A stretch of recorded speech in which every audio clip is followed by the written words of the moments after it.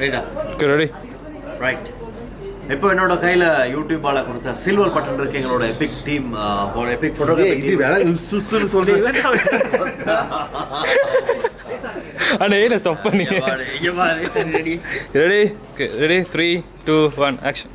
so Epic photography டீமுக்கு கிடைச்ச யூடியூப்பால் கொடுக்கப்பட்ட அந்த சில்வர் பட்டன் இப்போ